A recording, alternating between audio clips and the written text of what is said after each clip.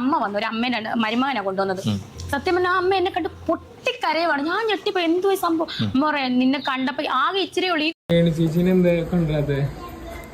ഈ വിവാദത്തിൽ വിട്ടുകാരനാണ് രേണുസുതിക്ക് മറ്റേ ദാസേട്ടൻ മറ്റേ ഷൂട്ടിന്റെ ഇടയിൽ വെച്ചിട്ട് മദ്യവും കാര്യങ്ങൾ കൊടുത്ത് പറയുന്നത് നമ്മുടെ എല്ലാവർക്കും നമ്മുടെ ഒരു പുതിയ വീഡിയോയിലേക്ക് സ്വാഗതം കിട്ടുന്നത്. അപ്പോൾ ഇന്നത്തെ നമ്മുടെ ഒരു വീഡിയോ എന്ന് പറഞ്ഞാൽ രേണുവിൻ്റെ കുറച്ച് കാര്യങ്ങൾ തന്നെയാണ് ഇന്ന് വന്നേക്കുന്നത്. കുറച്ച് രേണുവിൻ്റെ കാര്യവും ദാസപ്പൻ്റെ കാര്യവും അങ്ങനെ ലച്ചു ഇങ്ങനെ കുറേ പേരൊക്കെ കൂടി ചേർന്നൊരു വീഡിയോസാണ് വന്നിരിക്കുന്നത്. അപ്പോൾ നിങ്ങൾ കാണാൻ വരുന്നവർ രേണുവിനെ സപ്പോർട്ട് ചെയ്ത് നിൽക്കുന്നതാണെങ്കിൽ വരണമെന്നില്ല, ആ വഴിക്ക് പൊക്കോളുക. കാര്യം നിങ്ങൾക്കൊന്നും ഇഷ്ടപ്പെടുകയല്ലേ പറയുന്നൊന്നും കേട്ടാൽ, അതുകൊണ്ടാണ്.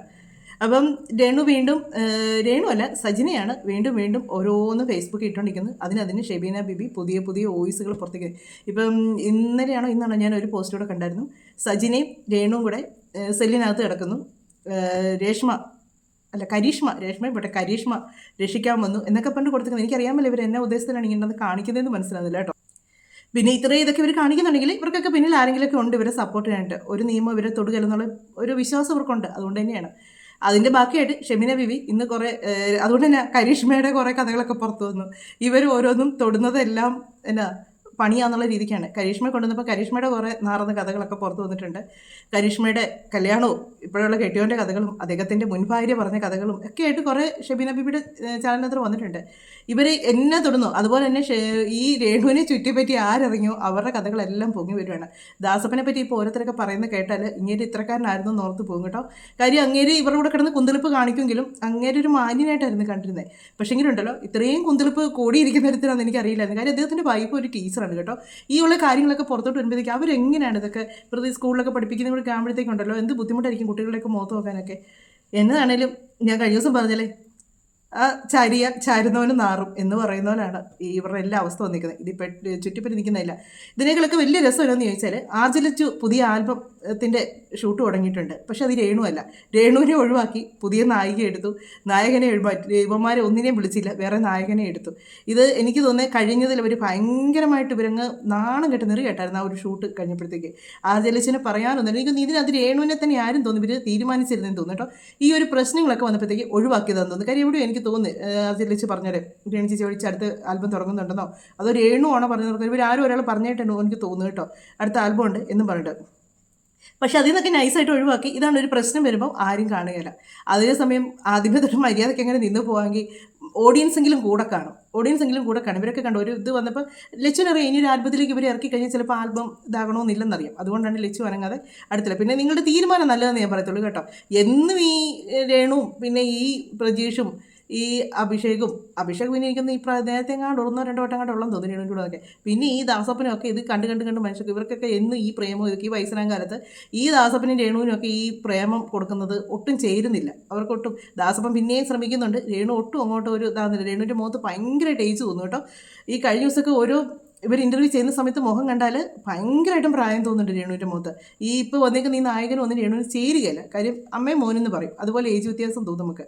പക്ഷേ ഈ വന്നിരിക്കുന്ന പെൺകുച്ച് കുഴപ്പമില്ല. ഇനി അഭിനയൊക്കെ എങ്ങനെ ഉണ്ടെന്നുള്ളത് നമുക്ക് അറിയാനൊക്കത്തില്ല. എന്നാലും ആർജലിച്ചുവിനോട് ചോദിക്കുന്നുണ്ട് രേണു ചേച്ചിനെ എന്നാണ് ഒഴിവാക്കിയത്. ആർജലിച്ചുവിൻ്റെ ഒരു നോട്ടമൊക്കെ ഉണ്ട് കേട്ടോ. ഇവിടെ സത്യം പറഞ്ഞാൽ ഇവിടെ നോട്ടത്തിൽ തന്നെയുണ്ട് ഒരു കോഴിത്തരം എന്ന് പറയട്ടെ. അതുപോലെയാണ് ഇവിടെ നോട്ടമൊക്കെ. എന്നാണെങ്കിലും ലച്ചു എങ്ങും തൊടാതെ ഉത്തരം പറഞ്ഞിട്ടുണ്ട്. നമുക്ക് ലച്ചു പറയുന്ന കാര്യം ഒന്ന് കേൾക്കാം. രേണു ചേച്ചിനെ എന്താ കൊണ്ടുവരാതെ ഈ വിവാദത്തിൽ വിട്ടുകാരനാണ്? അല്ലല്ല, രേണു ചേച്ചിനെ കൊണ്ടുവരാത്തെന്ന് വെച്ച് കഴിഞ്ഞാൽ കാസ്റ്റിംഗിൽ ഇവരെയാണ് സെലക്ട് ആക്കിയത്. ഇപ്പോ ചേച്ചിയുടെ പേരിൽ കുറെ ട്രോളും വിവാദമൊക്കെ കാണുന്നുണ്ടല്ലോ, അതെന്താ സംഭവം? അവരെന്തേലും പറയട്ടെ, അവർക്ക് എന്തെങ്കിലും കണ്ടന്റ് വേണ്ട ഇടാന്ന്. ചേച്ചിക്ക് അവരോട് എന്തെങ്കിലും പറയാണ്ട? എനിക്ക് അവരോടൊന്നും പറയാനില്ല. നിങ്ങൾ അത് കണ്ടിന്യൂ ചെയ്യുക, നമ്മളിങ്ങനെ ഒരു സൈഡിൽ കൂടെ കണ്ടിന്യൂ ചെയ്യും. അപ്പം രേണുവിനെതിരെ ഇങ്ങനെ നെഗറ്റീവ് പറഞ്ഞുകൊണ്ടിരുന്നോളാന്നാണ് ലച്ചു പറഞ്ഞു വരുന്നത്. ലച്ചുവിൻ്റെ നോട്ടത്തിൽ തന്നെയുണ്ട് നിനക്കൊക്കെ മനസ്സിലായില്ലേടാ. മറ്റേ ഇതിനകത്ത് പറയുന്നില്ല, സലീംകുമാർ പറയുന്നില്ല, ജാരസന്ധത്തിൽ ഇത്രയും പോപ്പുലറായ എന്നെ കണ്ടിട്ട് മനസ്സിലായില്ലെന്ന് ചോദിക്കുന്ന മാതിരി നിനക്കൊക്കെ ഇതൊക്കെ കേട്ടിട്ടൊന്നും മനസ്സിലായില്ലടാ. ഇത്രയും വിവാദത്തിൽ നിൽക്കുന്ന അവരെ ഞാൻ എൻ്റെ ഇതിലേക്ക് അഭിനയിക്കാൻ കൊണ്ടുവരുമോ എന്നുള്ളതാണ് ആ നോട്ടത്തിൽ മൊത്തം ഉണ്ട്. പിന്നെ എന്നിലൊക്കെ പറഞ്ഞ് ഒപ്പിക്കണ്ടേ, ഇല്ലെങ്കിൽ നാട്ടുകാർ പറയത്തില്ലേ. കണ്ടോ ഈ കഴിഞ്ഞ ദിവസം ഇൻ്റർവ്യൂ എടുത്തല്ലേ കക്ഷി ഇത് രേണുവിനെ എഴുതിയെടുത്ത ഇൻ്റർവ്യൂ ഒരു 1.5 ഇൻ്റർവ്യൂ ആയിപ്പോയി. അതിനകത്ത് ചോദിക്കുന്ന മൊത്തം പൊട്ടത്തരങ്ങൾ, പറയുന്ന മൊത്തം പൊട്ടത്തരങ്ങൾ, അങ്ങനെ ഒരു ഇതായിട്ടാണ് വന്നിരിക്കുന്നത്. എന്നാണേലും ലച്ചുവിൻ്റെ നായികയെ നമുക്കൊന്ന് കണ്ടു നോക്കാം. നായികയുടെ പേരെന്നായിരുന്നു മറന്നു കേടേന്. 100% ഉറപ്പുണ്ടോ വിജയിക്കും എന്നുള്ളതിൽ? ലച്ചുവാണല്ലോ കൂടെ ഉള്ളത്. 100% എനിക്കിട്ട് അടിപൊളി ചോദ്യമായിരുന്നു, അടിപൊളി ഉത്തരവായിരുന്നു. ഈ ഒരു ആൽബം വിജയിക്കുമോ എന്നാണ് ലച്ചു ചോദിച്ചത് പുള്ളിക്കാരുടെ. പുള്ളിക്കാർ പറഞ്ഞു ലച്ചു അല്ലേ കൂടെ ഉള്ളത്, പിന്നെ അത് വിജയിക്കാതിരിക്കുമെന്ന് ചോദിച്ചു. അപ്പോൾ അത് അവക്കിട്ട് തന്നെ അവൾ തിരിച്ച് പണി കൊടുത്തു. എന്നാണേലും ഇവരോട് എന്തെങ്കിലും നായകനെയും ഒക്കെ വരുന്നുണ്ട്, കുഴപ്പമില്ല കേട്ടോ. രേണുവിന് പകരമാണോ എന്ന് ചോദിക്കുന്നുണ്ട്. അപ്പോൾ പുള്ളിക്കാർ പറയുന്നുണ്ട് ഒരിക്കലുമല്ല, രേണുവിന് പകരമല്ല എന്ന്. പുള്ളിക്കാർ അതല്ല സ്വാഭാവികം, മുൻ ആർട്ടിസ്റ്റിനെ പറ്റി ചോദിക്കുമ്പോൾ അല്ല അവർക്ക് പകരമായി ഞാനെന്ന് ഉള്ള ഇത് പറയത്തില്ലല്ലോ. ആ രേണുവിന് പകരമായിട്ട് കയറി വരുമോ എന്നാണ് ചോദിക്കുന്നത്. അങ്ങനെയൊക്കെ കുറേ കാര്യങ്ങളൊക്കെ പറയുന്നുണ്ട്. ഇതിനകത്ത് നായകനെ കൂടെ നമുക്കൊന്ന് കാണാം കേട്ടോ. അല്ല ഇത് മൂന്നാമത്തെ ഒരുമിച്ചുള്ള ആൽബം ഫസ്റ്റ് ടൈം രേണു ചേച്ചിക്ക് ശേഷം ജ്യോതി ചേച്ചി ആയിരിക്കും. അത് തന്നെ ജ്യോതി എന്നാണ് പെണ്ണിൻ്റെ പേരെ. രേണു ചേച്ചിക്ക് പകരം പിന്നെ രേണു ചേച്ചിക്ക് അങ്ങനെയാണ് വെച്ചേക്കുന്നത്, ജ്യോതി ചേച്ചി ആണോ എന്ന് ഇങ്ങനെയൊന്നും പറയരുതെന്നൊക്കെ പറഞ്ഞ് വിടുന്നുണ്ട്. ഇനി നമുക്ക് കേൾക്കാനുള്ളൊരു കാര്യം എന്ന് പറഞ്ഞാൽ നമ്മുടെ നമ്മുടെ അല്ല കേട്ടോ, അങ്ങനെ ഒരിക്കലും പറയത്തില്ല ഇത് ഞാൻ. കാര്യം അറിയാതെ പറഞ്ഞു ഇങ്ങോട്ടെ നമ്മുടെ എന്നൊക്കെ ഇതിനെയൊക്കെ അങ്ങ് പറഞ്ഞ് നമ്മുടെ എന്നൊന്നും പറയാൻ കൊള്ളുകയില്ല. അപ്പോൾ ഉണ്ട് ദാസപ്പൻ്റെ ഉത്സവ കഥകൾ കുറച്ച് പുറത്തോട്ട് ഇറങ്ങി. അതാ ഞാൻ പറഞ്ഞത് രേണുവിനെ ഞാൻ പറയട്ടെ, രേണു ഒന്നും മിണ്ടാതെ ഏതെങ്കിലും മൂലയ്ക്ക് ഇരുന്നിരുന്നെങ്കിൽ ഈ ഷെബീന ബേബി ചൊറിയാതിരുന്നെങ്കിൽ ഇത്രയും വിഷയം വരികയില്ലായിരുന്നു. ഇപ്പോൾ ആരുടെയൊക്കെ കഥകളാണ് പുറത്ത് വന്നിരിക്കുന്നത് അറിയാം, എന്നൊക്കെ കഥകളാണെന്നറിയാമോ. ഇപ്പം മിണ്ടാതായി, ഇപ്പം അടക്കമായി, ഇപ്പം മിണ്ടാതിരിക്കാൻ അറിയാമേ. എനിക്കിന്ന് രേണുവിനോട് ആരോ പറഞ്ഞിട്ടുണ്ട് മൗനമായിട്ട് ഇരുന്നോളാൻ പറഞ്ഞിട്ടുണ്ട്. അല്ലാതെ ഇതിലേക്ക് വെറുതെ പ്രശ്നങ്ങളിലേക്ക് ഒരു ഇതിട്ട് കൊടുക്കണ്ട എന്ന് പറഞ്ഞിരിക്കുന്നതുകൊണ്ടായിരിക്കാം രേണു ഇപ്പോൾ സൈലൻ്റ് ആയിട്ടിരിക്കുന്നത്.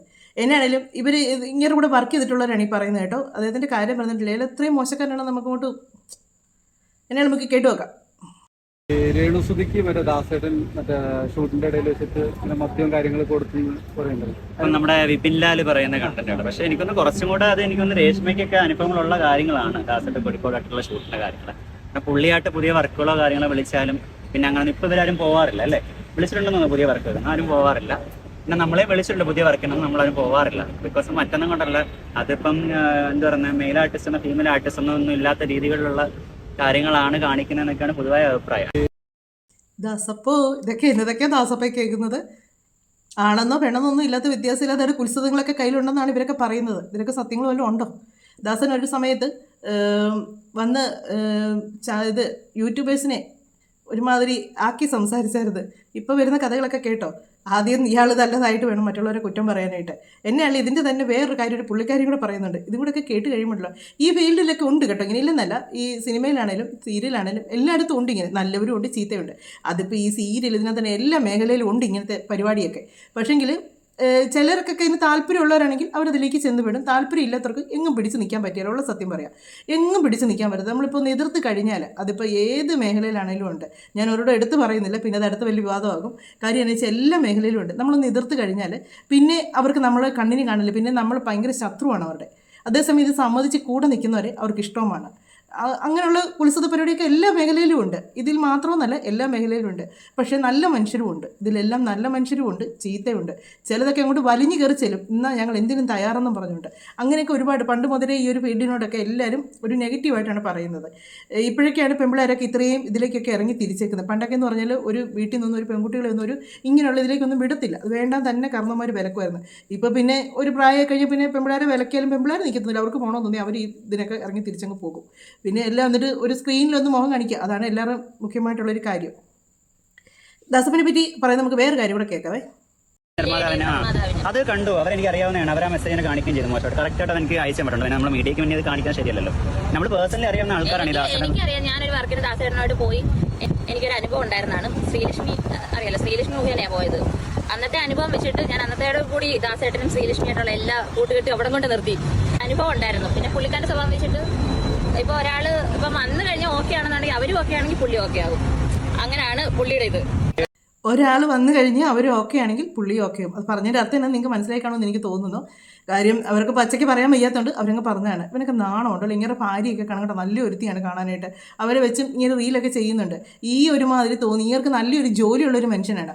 ആ ജോലി ചെയ്ത് ആ ശമ്പളവും മേടിച്ചിട്ട് ഇങ്ങനെ ഇനി അഭിനയിക്കാൻ അത്രയ്ക്ക് മോഹമാണ്. ഇങ്ങനെ ഒരു ചാനൽ പോലെ തുടങ്ങി റീലും എടുത്തൊക്കെ നടക്കട്ടെ. അത് ഇതൊക്കെ ആയിട്ട് വലിയ വ്യത്യാസമൊന്നും ഇല്ലല്ലോ. അങ്ങനെ ഇങ്ങനെയൊക്കെ വേണമെങ്കിൽ ചെയ്യാമല്ലോ. പക്ഷേങ്കിൽ ഇങ്ങനെയൊക്കെ ഇതിലേക്കൊക്കെ ഇറങ്ങി വരുന്ന എന്നതിലെന്ന് ചോദിച്ചാൽ ഇങ്ങനെയൊക്കെ ഇങ്ങനെയുള്ള ഒരു പരിപാടിയും കൂടെ ഒക്കെ നടക്കാൻ വേണ്ടിയാണ്. കാര്യം പെട്ടെന്ന് പുതുമുഖമായിട്ടൊക്കെ ഒരു പെങ്കൊച്ചൊക്കെ വരുമ്പോഴത്തേക്ക് വന്ന് ചിലപ്പോൾ എല്ലാവരും പറഞ്ഞിട്ടായിരിക്കും വരുന്നത് ഇങ്ങനൊരു വേഷം കിട്ടി ചെയ്യാൻ പോകുന്നത്. അവിടെ ചെന്ന് കഴിയുമ്പോഴത്തേക്ക് ഈ ഒരു ആവശ്യം പറയുമ്പോഴത്തേക്ക് തിരിച്ചു പോകുമ്പോൾ നാണക്കേടും കൂടെ ഓർത്ത് ഇനി എന്നേലും ആട്ടെ എന്ന് പറഞ്ഞിട്ട് ഇതിലേക്ക് ഇങ്ങനെയുള്ള കാര്യങ്ങളൊക്കെ ഇറങ്ങി തിരിച്ചു പോകും. എന്നാണേലും ഇങ്ങനെ വില ഇങ്ങനെ അല്ലെ തന്നെ ഇങ്ങനെ വിലയൊന്നും ഇല്ല. രേണുവിൻ്റെ കൂടെ കിടന്ന് കാണിക്കുന്ന കുത്സവങ്ങളും കാര്യങ്ങളൊക്കെ നമ്മൾ കണ്ടതാണ്. അതുകൊണ്ട് ഈ പ്രാവശ്യത്തെ നിങ്ങൾ നോക്കിയാണെങ്കിൽ ഈ ഒരു ഷൂട്ട് ഇപ്പോൾ നടക്കുന്നുണ്ട് RJ ലച്ചുവിൻ്റെ. അതിനകത്ത് നായകനും ഉണ്ട്. അതിനകത്ത് ഷൂട്ടും കാര്യങ്ങളും എല്ലാം നടക്കുന്നുണ്ട്. അവർ ആവശ്യമില്ലാതെ ഒരു വേണ്ടാത്ത ഇതും കാണിക്കുന്നില്ല. കഴിഞ്ഞ പ്രാവശ്യത്തെ ഈ ലച്ചുവിൻ്റെ ഷൂട്ടിനിടയ്ക്ക് എന്നതൊക്കെയായിരുന്നു സംഭവം. രേണുവിനെ അഭിഷേകം പൊക്കിയെടുക്കുന്നു, ഇരട്ടത്ത് കൊണ്ടുപോകുന്നു, ചെവി പറയുന്നു, അങ്ങനെ ഭയങ്കര ഒരു സംഭവങ്ങളുണ്ട്. അന്നേ എല്ലാവരും പറഞ്ഞു ഈ അടയാൻ പോകുന്ന തീയൊന്ന് ആളിക്കത്തുമെന്ന്. അത് തന്നെയാണ് സംഭവിച്ചത്. കിടന്നങ്ങ് ആളുമായിരുന്നു. ഇപ്പം പുള്ളിക്കാരിയുടെ മുഖം കണ്ടാൽ നമുക്കറിയാം ഭയങ്കര ചമ്മലാണ് പുള്ളിക്കാരിക്ക് ശരിക്കും ഉണ്ട്. പക്ഷേങ്കിൽ പുള്ളിക്കാരി അത് മറ്റ് ദേഷ്യത്തിലൂടെ മീഡിയക്കാർ നേരത്തെ നീ മീഡിയക്കാർ എന്നാ ചോദിച്ചാലും ഇവർക്കൊരു ദേഷ്യമില്ലായിരുന്നു.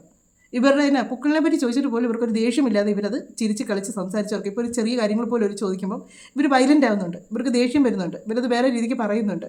അപ്പം അങ്ങനെ നടന്ന് അവർ ഈ ലച്ചുവിൻ്റെ ഇതിനകത്ത് യാതൊരു ഇതും ഇതുവരെ കണ്ടില്ല. എനിക്കൊന്ന് ലച്ചു ആയതിനകത്തെ പോലെ തന്നെ ഗേറ്റ് ഉറക്കെ ഉള്ളിൽ നിന്ന് വരട്ടെ, റൊമാൻറ്റിക് വരട്ടെ, വിഷമം വരട്ടെ എന്നൊക്കെ പറയുന്നുണ്ട്. പക്ഷെ കെട്ടിപ്പിടിക്കാനും ചേർന്ന് നിൽക്കാനുള്ള സീനൊന്നും ഇതിനകത്ത് കാണിച്ചിട്ടില്ല. ഇനി നമുക്കറിയത്തില്ല. എന്നാണേലും നമുക്ക് ഇനി രേണുവിൻ്റെ ഒരു ഇൻ്റർവ്യൂ ഉണ്ടായിരുന്നു. ഇത് മറ്റേ ദുബായി പോയ സമയത്തെടുത്തൊരു ഇൻ്റർവ്യൂ ആണ്. ഇതിൻ്റെ ഫുള്ളായിട്ടുള്ള കാര്യങ്ങൾ അവർ ഇതായിട്ട് വിടുന്നില്ല, കുറേശ്ശെ ഇവർ വിടുന്നുണ്ട്. ഇതിന് മുമ്പ് നമ്മളൊരു ദിവസം എടുത്ത് റിയാക്ട് ചെയ്താണ്. ഇതിനകത്ത് കുറച്ച് കാര്യങ്ങളൊക്കെ പറയുന്നുണ്ട്. അന്നേ ഞാൻ പറഞ്ഞായിരുന്നു ഈ ഇരിക്കുന്ന ആ ഒരു നീല കോട്ടിട്ടോണ്ടിരിക്കുന്ന അങ്ങേര് രേണുവിനെ വെളുപ്പിക്കാൻ കൂട്ടുകാരെക്കാൾ മിടുക്കനാണ്. കാര്യം ഒരു പൊട്ടനാന്ന് തോന്നുന്നു അങ്ങേര് കേട്ടോ. കാര്യം അതുപോലെ അങ്ങനെ സംസാരമൊക്കെ അങ്ങേർക്ക് ഈ ലോകത്തെപ്പറ്റി ഒന്നും അറിയത്തില്ല. ഇങ്ങേർക്ക് ഈ യൂട്യൂബെന്നോ അല്ലെങ്കിൽ ഇൻസ്റ്റയെന്നോ അതൊന്നും പറഞ്ഞ് എന്നാന്ന് അറിയാൻ മേലാത്ത രീതിയിലാണ് ഇങ്ങനെ സംസാരിക്കുന്നത്. എന്നെല്ലാം നമുക്കിത് രേണുവിൻ്റെ കുറച്ച് കാര്യങ്ങൾ ഇതിനകത്തൊന്ന് കേൾക്കാം. വരുമ്പോൾ സുധിച്ചേട്ടൻ്റെ മരണത്തിന് ശേഷം എനിക്ക് എല്ലാ മാസവും എൻ്റെ ഫാമിലിക്ക് ഒരു തുക തരുന്നതായിരുന്നു നമ്മുടെ ലക്ഷ്മി നക്ഷത്ര ആങ്കർ. എന്നിട്ട് ഞാൻ ലക്ഷ്മിയോടുള്ള നന്ദി അറിയിക്കുന്നു. അങ്ങനെ ഒരുപാട് പേര് പറയാത്തൊരു പേര് പറഞ്ഞവരുമായിട്ടുള്ള ഒരുപാട് പേര് നമ്മളെ ഹെൽപ്പ് ചെയ്തിട്ടുണ്ട്. അപ്പം അവരോടൊക്കെ എൻ്റെ ഉള്ളു തുറന്നുള്ള നന്ദി അറിയിക്കുന്നു. പിന്നെ ഇപ്പോഴെന്ന് വെച്ചാൽ സ്വന്തം ലക്ഷ്മി നക്ഷത്ര സത്യം പറഞ്ഞാൽ ഇവരാണ് ഈ സാധനത്തിന് ഇങ്ങോട്ട് കൊണ്ടുവന്ന് ഇറക്കി വിട്ടത്, ഇങ്ങനെ അഴിച്ചങ്ങ് വിട്ടത്. ആ ഒരു സ്പ്രേയുടെ ഇതിൽ തുടങ്ങിയ പരിപാടിയാണ്. അതിലൂടെ ഇങ്ങനെ വന്ന് പിന്നെ ഇവർ ഇങ്ങനെ അഭിനയിക്കാൻ പോവുകയും എടുക്കുകയൊക്കെ ചെയ്താണ്. ഇവർക്ക് മാന്യമായിട്ടൊരു ജോലി കൊടുത്തപ്പം അത് വേണ്ടാന്ന് പറഞ്ഞിട്ട് ഇവരിതിലേക്ക് കുന്തിളിപ്പ് കാണിക്കാൻ വേണ്ടി ഇറങ്ങി വന്നൊരു സ്ത്രീയാണ്. ആ ഒരു സ്പ്രേയുടെ ഇതും അതൊക്കെ എന്നതായിരുന്നു. അന്നത്തെ രേണുവിൻ്റെ കോലം ഇന്നത്തെ രേണുവിൻ്റെ കോലം തമ്മിൽ നമ്മൾ നോർത്തു വ്യത്യാസം നോക്കുക. രേണുവിന് സഹായിച്ചിട്ടുണ്ട്, ഇഷ്ടം പോലെ സഹായം കിട്ടിയിട്ടുണ്ട്. അത് ഈ ലക്ഷ്മി നക്ഷത്രയുടെ കയ്യിൽ നിന്ന് മാത്രമല്ല ഒരുപാട് ആൾക്കാർ സഹായിച്ചിട്ടുണ്ട്, ശരിക്കും സഹായിച്ചിട്ടുണ്ട്. പക്ഷേങ്കിൽ പുള്ളിക്കാരി ആ പൈസ എല്ലാം ഒതുക്കി തന്നെ കൈവച്ചേക്കുമായിരുന്നു. പുള്ളിക്കാരിക്ക് ഈ സുധിയുടെ പേര് കുറച്ചൊക്കെ കിട്ടാന്നൊക്കെ കിട്ടട്ടെ എന്നുള്ള മൈൻഡിലായിരുന്നു ഇവർ ആ സമയത്ത്. അതുകൊണ്ടാണ് ഇവർക്കൊരു വീട് കിട്ടി, സ്ഥലം കിട്ടി, അങ്ങനെയുള്ള കാര്യങ്ങളൊക്കെ വന്നത്. പിന്നെ ഇവർ ഇപ്പം ഇത്രയും ഒരു സെറ്റപ്പ് ആയതിനു ശേഷം ഇവർ ആദ്യമായിട്ട് ഒരു മനുഷ്യനോട് നന്ദി പറയുന്നത് ഞാൻ കാണുന്നു കേട്ടോ. ആദ്യമായിട്ടാണ് ഒരു നന്ദി പറയുന്നത്. കാര്യം ഇവർ കയറി വരുന്തോറും സഹായിച്ചവരെ മൊത്തം എടുത്തിട്ടൊക്കെ ചീത്തവിളിയായിരുന്നു ഇവരുടെ പരിപാടി. പക്ഷേ ഇപ്പോൾ ലക്ഷ്മി നക്ഷത്രം ഇവരെന്നറിയത്തില്ല ഭയങ്കര സപ്പോർട്ട് ചെയ്യുന്നു. ഒന്നെങ്കിൽ ലക്ഷ്മിക്ക് അടുത്ത് എന്തോ വലിയ ആകാശക്കോടയിൽ വരാനിരിക്കുന്നത്, അതാണ് ഈ സപ്പോർട്ട് ചെയ്തത്. ഇത്രയും നാൾ ഈ ഒരു സപ്പോർട്ട് കേട്ടിട്ടില്ല കേട്ടോ. ഇത്രയും നാൾ ഒരു 500 രൂപയ്ക്ക് തെണ്ടിയിട്ടുണ്ട്, അങ്ങനെ തെണ്ടിയിട്ടുണ്ട്, ഇങ്ങനെ തെണ്ടിയിട്ടുണ്ടെന്ന് പറഞ്ഞു പറഞ്ഞവർ മാത്രമാണ്. ഇപ്പോൾ ലക്ഷ്മി നക്ഷത്രയുടെ സഹായത്തിൻ്റെ കാര്യങ്ങൾ ഇപ്പോൾ ഇടയ്ക്കിടയ്ക്ക് ഇങ്ങനെ പൊങ്ങി വരുന്നുണ്ട്. അതെനിക്ക് തോന്നുന്നു ഇവർക്ക് ഇച്ചിരി സെൻറ്റിമെൻറ്റ്സ് കിട്ടാൻ വേണ്ടിയാണ്. കാര്യം ഇവരെ അങ്ങനെ സഹായിച്ചൊക്കെയാണ് ഇവർ വന്നേ എന്നുള്ളത് അറിയിക്കാൻ വേണ്ടിയാണ്. ഇപ്പോൾ ഇവർക്ക് സത്യം പറയാം, ഇവർക്ക് ജീവിക്കാനുള്ള വരുമാനമായിട്ടുണ്ട്, ഇവർക്ക് ജീവിക്കാനുള്ള എല്ലാ മാർഗ്ഗങ്ങളുമായിട്ടുണ്ട്. പക്ഷേങ്കിൽ ഇവരിപ്പോഴും ഇവർക്ക് പൈസയോട് ഇപ്പം അങ്ങ് ആർത്തിയായി തുടങ്ങി, ഇവർക്ക് അങ്ങ് ആക്രാന്തമാണ്. അതിനാണ് ഇപ്പോൾ ഇവർ ഇത് ഓരോന്ന് കാണിക്കുക. ഇനിയിപ്പോൾ ഇവർ പറയുന്ന ബാക്കി കാര്യങ്ങൾ നമുക്കൊന്ന് കേൾക്കാം കേട്ടോ. അതിന് സപ്പോർട്ട് ചെയ്യുന്ന ഒരു ഇവനൊക്കെ വിളിക്കേണ്ട മണുകുണാഞ്ചെന്നൊക്കെ വേണം വിളിക്കാനായിട്ട്. ഇപ്പോഴെന്ന് വെച്ചാൽ സ്വന്തം കാര്യം നിൽക്കാറായി. സബ്സ്ക്രിപ്ഷൻ തുടങ്ങി. അന്ന് എങ്ങനെയാലും ആ കൊച്ചു സബ്സ്ക്രിപ്ഷൻ തുടങ്ങുമോ എന്തെങ്കിലും കാണിച്ച് അവർ ജീവിച്ച് പോട്ടെ എന്നല്ല, ആദ്യം പിടിച്ച് കയറുവാണ്. അതാണ് ആൾക്കാർക്ക്, ചില ആൾക്കാർക്ക്, എല്ലാവർക്കും അല്ല, ചില ആൾക്കാർക്കുള്ള പ്രശ്നം. രേണു ഇപ്പം സോഷ്യൽ മീഡിയയിൽ ഇപ്പം ചാനൽ തുടങ്ങി, ചാനലിൽ സ്വന്തമായിട്ടൊരു ചാനൽ തുടങ്ങി, അതിൽ പിന്നെ ആൾക്കാർ സബ്സ്ക്രൈബ് ചെയ്ത് തുടങ്ങി, അതിൽ നിന്നൊരു വരുമാനം ഇത് കാണുമ്പോൾ സ്വാഭാവികമായിട്ടും ഒരു പോസിറ്റീവ് വൈബോട്ടുള്ള ആൾക്കാരാണെങ്കിൽ അവർ ചിന്തിക്കുന്നത് ഏതായാലും രേണുവിനൊരു സ്ഥിര വരുമാനമായല്ലോ, ആ കുട്ടി രക്ഷപ്പെടട്ടെ, ആ കുടുംബം രക്ഷപ്പെടട്ടെ, ഇതായിരിക്കും നോർമലി. ഇതിന്റെ ഇടയിൽ തന്നെ വൈറൽ ആയിട്ടുള്ള മനസ്സുള്ളവരുണ്ട്. അതായത് എങ്ങനെ ഒരാളിന് ഇപ്പം അസൂയ എന്ന് വേണമെങ്കിൽ പറയാം. അപ്പൊ അവരെന്ത് ചെയ്യും, ആ രേണു ദാ സബ്സ്ക്രിപ്ഷൻ തുടങ്ങി, രേണു അതാ വരുമാനം ഉണ്ടാക്കി തുടങ്ങി, ഇവൾക്ക് ഇതിന്റെ ആവശ്യമുണ്ടോ, ഒരു വിഭാഗം ആൾക്കാരുണ്ട്. അതായത് മറ്റൊരാളെ ചൂഷണം ചെയ്ത് എങ്ങനെ ജീവിക്കാം. അച്ചോ, ചേട്ടൻ എങ്ങാക്കെ അങ്ങനെ തോന്നി ഒരു കാര്യം ചെയ്യും. ചേട്ടൻ്റെ വീട്ടിൽ ഭാര്യയ്ക്കോ അല്ലെങ്കിൽ മക്കൾക്കോ ആരെങ്കിലും പെൺപിള്ളേർ ആരെങ്കിലുമൊക്കെ ഉണ്ടെങ്കിൽ അവർക്കും ഇങ്ങനെ ഒരു അക്കൗണ്ട് എടുത്ത് കൊടുക്കുക, എന്നിട്ട് അതിൽ നിന്ന് പൈസ മേടിക്കുക. അപ്പോൾ അറിയാം എൻ്റെ സുഖം. എൻ്റെ ചേട്ടാ അതിനകത്ത് ഈ കുഞ്ഞു വാവ കിടന്ന് കഞ്ഞിയും കറിയും വെക്കുന്ന വീഡിയോസ് അല്ല ഇടുന്നത്. ചേട്ടൻ്റെ വർത്തമാനം കേട്ടത്തൊന്നും ഒരു പെൺകൊച്ച്, പാവം കൊച്ച്, അയ്യോ രേണു എത്രയാണോ, ഇനി പൈസ കൂടെ ചോദിച്ചാൽ വേണേൽ പറയും 10 പൈസയേ ഉള്ളെന്ന്. അതിനകത്ത് കിടന്ന് കാണിക്കുന്ന തോന്നിവാസങ്ങൾ എന്നാന്നുള്ളത് നിങ്ങൾ അറിയുന്നില്ല.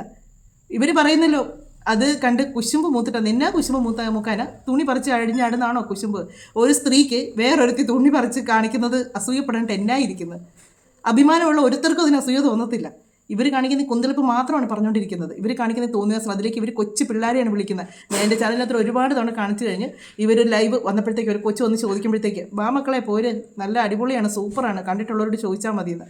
അതാണ് പുള്ളിക്കാരി പറഞ്ഞു കൊടുത്തത്. അപ്പം പുള്ളിക്കാരൻ്റെ വിചാരം അതിനകത്ത് പുള്ളിക്കാരി ഏതാണ്ട് കുഞ്ഞല്ലേ, ഈ ചിരട്ട വെച്ച് നമ്മൾ കുഞ്ഞായിരിക്കുന്ന സമയത്ത് കഞ്ഞിയും കറിയും കളിക്കുമല്ലോ, അത് കളിക്കുന്നതായിരിക്കും പുള്ളിക്കാരി അതിനകത്ത് ഇട്ടേക്കുന്നതെന്ന് തോന്നുന്നു പുള്ളിക്കാരൻ വിചാരിച്ചേക്കുന്നത്. കുഴിച്ചുമ്പോൾ നാളെ തനിക്കൊക്കെ ഇങ്ങനെ പറഞ്ഞിട്ട് തൻ്റെ ഭാര്യയ്ക്ക് തോന്നുമോ ഇങ്ങനെ ഏതെങ്കിലും ഒരു തുണിയില്ലാതെ പൈസ ഉണ്ടാക്കുന്നത് കാണുമ്പോഴത്തേക്ക് അസൂയ തോന്നുമായിരിക്കും. അതായിരിക്കും ഇത്ര കൃത്യമായിട്ട് പറഞ്ഞത്. അല്ലാതെ പെണ്ണായി പറഞ്ഞ ആർക്കും തോന്നുകയില്ല ഇവളോടൊന്നും അസൂയ, ഇവള് കാണിക്കുന്നത് ഈ വൃത്തികേടിനോട് ഒരു ഇതും തോന്നുകയില്ല. നാണമില്ലേ പറയാനായിട്ട് ഇങ്ങനെയൊക്കെ? ഇവനെ പോലുള്ളതിനൊക്കെ വെളുപ്പിക്കാൻ നടക്കുന്നത് ഇവർക്ക് പറ്റിയ ടീമാണ്. ഞാൻ സത്യം പറഞ്ഞു ഇന്നലെ തന്നെ എന്നെ ഒരുപാട് പേര് ഇത്രയും മഴയായിട്ട് പോലും ചെമ്പരത്തിൽ എനിക്ക് തോന്നുന്നു മലയാളി സക്കറിനെ കാണാൻ ഒരുപാട് വരുന്നത്. ഇന്നലെ ഒരു അമ്മ വന്നു, ഒരു അമ്മേനെ മരുമകനെ കൊണ്ടുവന്നത്. സത്യം പറഞ്ഞാൽ ആ അമ്മ എന്നെ കണ്ട് പൊട്ടിക്കരയുവാണ്. ഞാൻ ഞെട്ടിപ്പോ എന്തോ സംഭവം. അമ്മ പറയാം നിന്നെ കണ്ടപ്പോ ആകെ ഇച്ചിരി ഉള്ളൂ, ഈ കുഞ്ഞിനെയാണോ എടുത്തിട്ട് എല്ലാവരും ഞാനും ഒരു വിധവയാൻ പോണത്. അപ്പൊ നിന്റെ വിഷമം എനിക്ക് മനസ്സിലാക്കുന്നു. അവരെന്നെ കെട്ടിപ്പിടിച്ച് കരയുവാ. നിഷ്കളങ്കയായ കുഞ്ഞ്, അയ്യോ ഈ കുഞ്ഞിനെയാണല്ലോ, ഈ കൊച്ചിനെയാണല്ലോ പറയുന്നത്. കൊച്ചിന് പൊക്കം ഇല്ലെന്നേ ഉള്ളൂ, പ്രായത്തിൽ അവർ മുതുക്കിയാണ്. കൊച്ചെന്നും പറഞ്ഞിട്ട് വരുന്നത്. എനിക്കറിയാമല്ലോ ഏത് ബാറിലാണ് മരുമോൻ അമ്മായിയമ്മയും കൊണ്ട് വരുന്നത്. അത് ഏത് അമ്മായിയമ്മ ഏത് മരുമോൻ? നിങ്ങൾ കള്ളങ്ങൾ പറയുമ്പോൾ, കഴിഞ്ഞ ദിവസം ഞാൻ പറഞ്ഞു, നിങ്ങൾ കള്ളങ്ങൾ പറയുമ്പോൾ ഒന്ന് ആലോചിച്ചതിന് ശേഷം പറയുക. ഇങ്ങനെയുള്ള മണ്ടത്തരം പിടിച്ചത് എനിക്കറിയാമല്ല. ഒരു അമ്മയും മോനും പോയത് പറഞ്ഞാലും പോലും ആരും വിശ്വസിക്കുകയല്ല. ബാറിൽ ഇവർ ഇപ്പോൾ പറയുന്ന കേട്ട് ഇവർ പോയി ഉദ്ഘാടനം ചെയ്ത ബാറിൽ ഒരു മനുഷ്യർ കയറുന്നില്ലെന്ന്.